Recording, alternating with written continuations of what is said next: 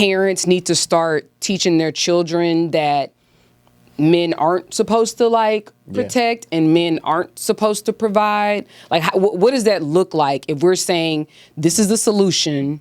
What does it look like? I think that's very important for people to understand what time frame we're in. And people are confused about what time frame they're in. And I said this before. They're trying to pick and choose what part of the time frames that they want to run with. And it's not going to work that way. Now, if men are going to provide and protect for everything, then we should be going back to 30 to 50, 60, 70 years of the way life was, right? And nowadays, at least in America, I can say it is a two-parent working household majority, right? I don't care what race, ethnicity is you are, that's the reality of the situation. Two people need to work, two people need to contribute, two people need to, produce for the household and the family as a team. Granted, you do have your anomalies. There is a good, 10% that you can live a different type of lifestyle.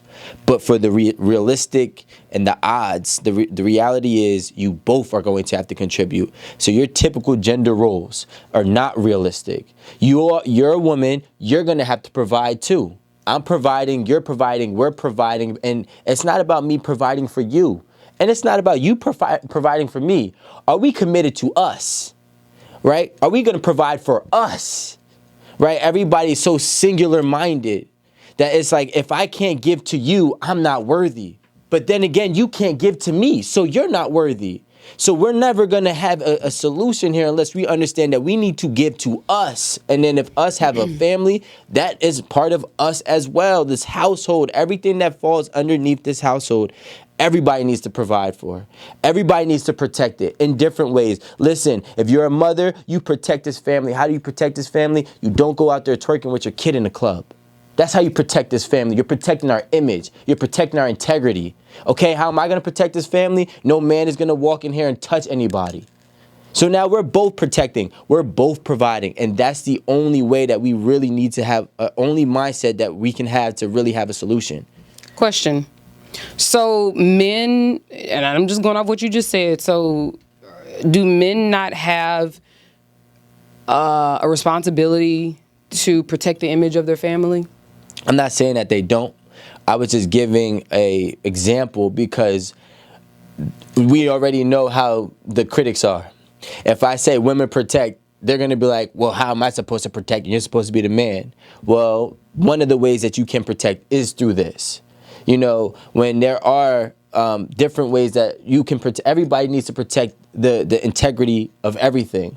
But I think that the word protect has been pushed as a men-only obligation. Question, who's pushing that? Because I ain't gonna lie, in the comments, they be like, well, what you gonna do when somebody break in your house? First of all, like, no one's breaking into most people's houses. Like, what are the chances of that happening in most cases? Like, the chances of somebody having to provide, that's every single day. Yeah. Is anybody under threat of having their house broken into every day? No. Like, so I'm just saying, these are the retorts that men are saying in the comments. So I'm just wondering. There's also another sense of protecting for men. For example, when we're out in a club, right? Or not a club. Scratch that. Let's have a little more class. And say we're out. There's classy clubs. Whatever. We're out at Whole Foods. Okay? We're at Whole Foods. Okay, and Whole Foods is classy. Me and Aaron are looking for I don't know. Yeah. I think Wegmans is more classy. I love me some. Right? Really? Shout out to Wegmans. Wegmans is way more classy than. I shop at Wegmans, but I definitely think Whole Foods is a little bit. I think the produce at Wegmans are better. Maybe the Westchester Wegmans is just better. No, Wegmans is. I think very high class, right? Is the height. You see how they get me off side? Anyways, Go ahead. Sorry. What I'm trying to say is the way we protect is something like, let's say we're at a place like Whole Foods. It's not a club or Wegmans. Pick a place. I don't care. That's going to be a common ground for a lot of people. The park. No, not really the park. I mean, because if you think about the situation that I'm going to say. Okay, all right. Okay, we're at Whole Foods. We're in a grocery store. We're grocery shopping, right? Mm-hmm. And there's a man, and maybe he does say something very disrespectful to you, and you feel as if it was disrespectful. Now it's a man's job to protect and comfort her. How can that go? I'm not saying he has to get physically violent, but he must speak up. What are the odds of that? I mean, if you live in New York, New Jersey, men will do a lot. I mean, I can't put their business out there, but there was a situation where a guy kept looking at one of my friend's girls, right? And he noticed it, and he didn't say anything. But then when he started to like adjust his seating to continue to look, he had to speak up about it, you know. And the thing is, like, some women don't care. Some women do care. Some women do care that if a man keeps on looking at her a certain type of way, she might feel uncomfortable. And it's that man's job to be like, yo, listen, you know what I'm saying? I understand, whatever. Can you please stop doing that? And if a man gets bucked, like we got. I'm just saying some women do not like it. All right, what about this, Marie and Aaron? Shout out Malcolm Mays. Oh, shout out. Right? Because he brought this up. And they were all for it, okay? When the dude gets mad because you curve him, and now he's going crazy, disrespecting you. Okay, you want a man to protect you in that sense, right? We talked about men protecting for that. Well, I just want to be left alone, like. No, it's already here. Oh, He's okay. committed. He's well, F you blue Calibi words. That's what I'm trying to do.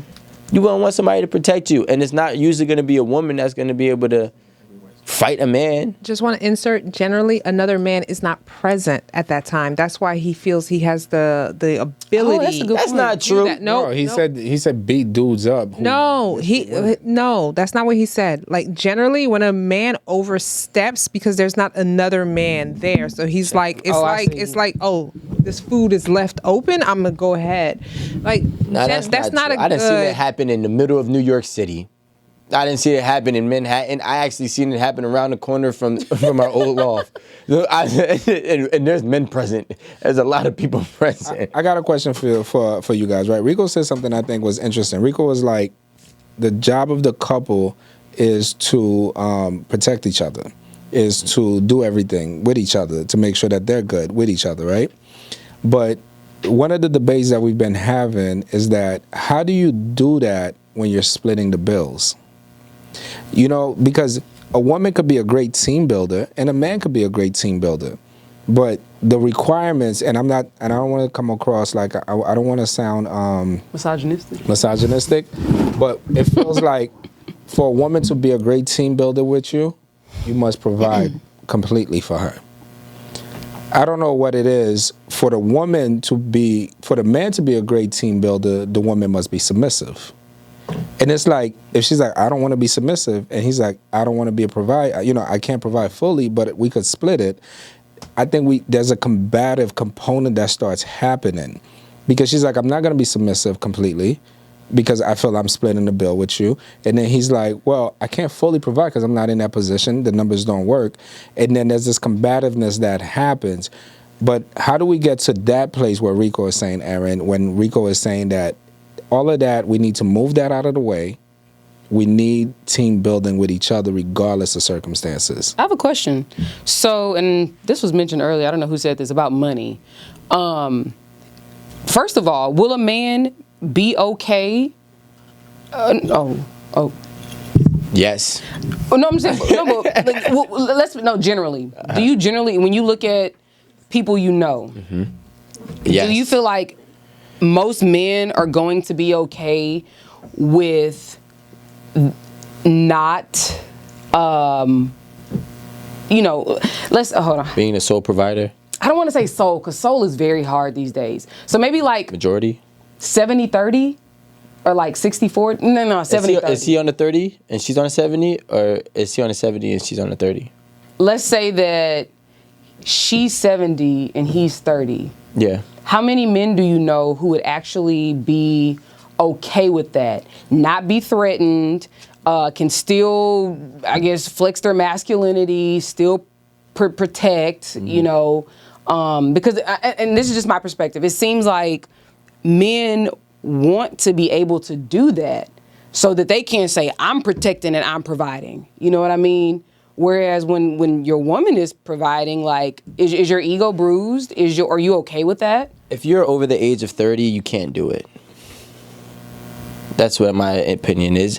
Men over the age of 30, I'm not say can't, but most men over the age of 30 have that issue because that's the foolish ideology that they've grown up with.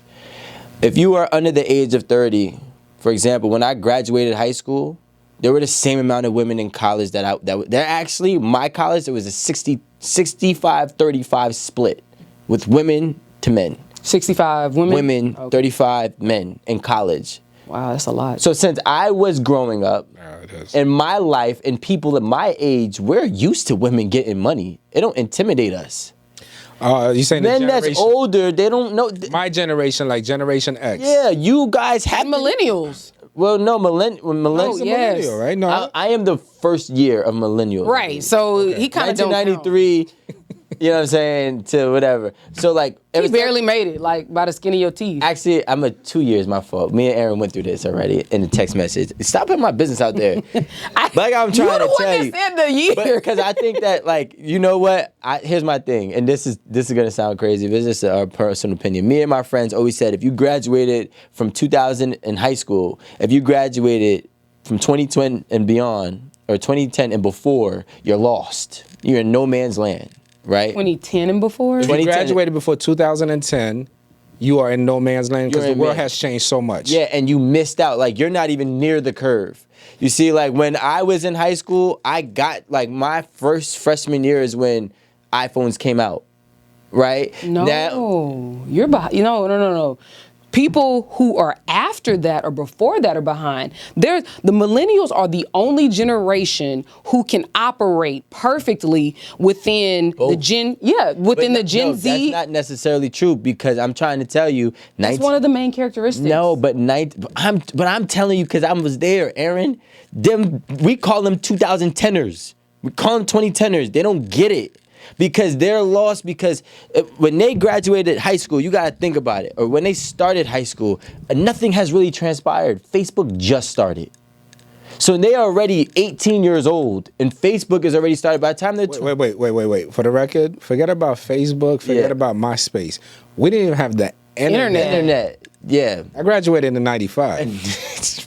Yeah, but you're X. Yeah. You're X, right. But I'm talking about millennials. But that's what I'm trying to say. So like you have to have been in a position where, and I say this all the time, where, this is my opinion, of course I'm biased, we have a great position because we watched the world change as we were growing. We didn't have to adapt to it because we were already one way. We were actually being molded by the old and molded by the new in the same time. So everybody was just taking bits and pieces of whatever they wanted, right? Okay, let's rock with this from the new generation. Let's rock with that from the old generation. Okay, cool. So the internet was not new to us. We grew up with the first internet. We grew up with it. Like, I know, but there's a little bit of, and this is my question. I think you guys also got the short end of the stick in a sense, because the fundamentals didn't change.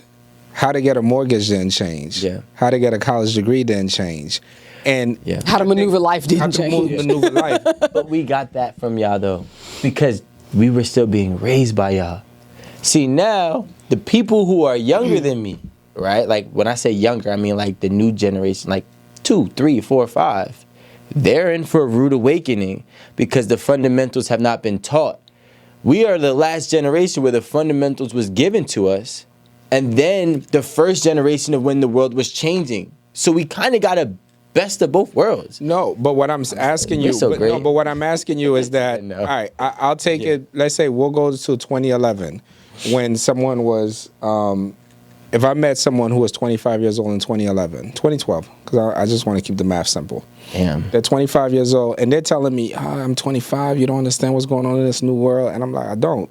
I don't. And I don't. But I meet them again in 2022 at 35. And I'm like, how's life been? Same shit. Because nothing really happened yet. Because the internet made everything so close to you, but it was so far away. First of all, I totally disagree with what Rico was saying. Like, there's the main characteristic of millennials is that they were like the only like set of a generation that can maneuver between the old and the new. Like, it doesn't matter if you're 2010 or whatever. So I don't even understand where the 2010 came That's from. the first year. So you're technically agreeing with me because 2009 is not a millennial. 2010 is the first millennials. Wait, what? No, it's first Gen Z. No. When I say 2010, all right. So I'm talking about the graduating of millennial, Marie. 1992. 92, yeah. 1992. Those people in 1992 graduated in 2010. Oh, you're talking about graduation yeah, day. we're saying the same I thing. think 1982. 1982, I graduated in 2000. Those are millennials. People born 1982? No, they're not. born. No, you had. Oh no. Born millennials. I think it may be like, Guys. because I think if you're 40, Or 80. 41 right now, Millennials you're a just turned millennial. 40. Yeah, 1982 or 83 I'm turning. is a 45. millennial. I think Are you confusing Gen Z and Okay, millennials? no, we're millennials. Is he a Gen Z. So okay, millennials. This is all right. This Is is he Gen Z? No, I'm the last. last. I think it's. He's on the cusp of Gen Z and millennial. You're on the cusp That's of Gen what I'm Z and trying to millennial. say. Okay, Yeah. so we have the wrong terminology. But if you're on the cusp of it, that's why I'm saying we get the best of both. Millennials Oh. then don't get that. Well, unless you're unless you're on the cusp like myself, you're not getting the best of both. So I have 3 years. You're at the end of it. yes. So I'm getting this. So is- he doesn't know what Oregon Trail is, pretty much. Yes, I do. What Oregon Trail is. That's what he's saying. He never had to take the disc out of this computer. Yes, I did. Blow on that bitch, no, but and then this- put but it in this the is my next point. computer. I'm an I remember that. But this is my point. Does he know what a I would- Walkman is? Yes, but that's the thing. Oh, I'm the okay. last one to know what it is. Oh, I think he's saying like if you were born after 19. I got the first and the old. You So didn't have a Walkman, you had a disc. I had a Discman. No, I had a Walkman. It was black and yellow. Don't try to tell me. Wait, was it Sony? I think I had Yes, that one. I had a black that and yellow one. I telling you, I had all of your shenanigans and all of the new shenanigans. But you had the internet though. But before Exactly. So I Guy. got the internet. I had LimeWire and CDs. What are we talking understand about? what he's trying to say. He's saying he's the bridge. on the Yes. Yeah. J. Cole said it. He said, I'm in the middle of two generations. Middle two child? generations. No, J. Cole said, I'm in the middle of two generations at once. I'm about to go talk to Middle child. Kodak Black or something like that. And meet then I'm Jay. going to go meet Jigga for lunch. So you see what I'm saying? That's middle he child. can do You said both. no. Yeah, I don't know the They're the rest. most It's called damaged. middle child. He can do both. Okay. So if I could do both, that makes me the biggest threat because it's like I know how to get all of the fundamentals, like Alan has said, From Gen X. and then I know how to apply it in the entrepreneur world of Gen. Okay, now I got it.